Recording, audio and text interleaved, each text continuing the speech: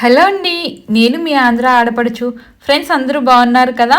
ఇక్కడైతే మా ఆయన చూడండి మట్టిలో అల్లంని దాచారనమాట. సో ఈ విషయం ఎంతమందికి తెలుసో చెప్పండి, కామెంట్ చేయండి తెలిస్తే. అల్లం మనం ఇంట్లో నిల్వ చేసేకంటే ఇలా మట్టిలో నిల్వ చేసుకుంటే ఎన్ని రోజులైనా పాడవకుండా మంచిగా ఉంటుంది, వాడిపోకుండా. సో ఫ్రిడ్జ్ అవసరమే ఉండదు. సో నెక్స్ట్ అయితే నేను ఇక్కడ చామంతి చెట్లు చామంతి మొక్కలు మా ఆయన తెచ్చారనమాట.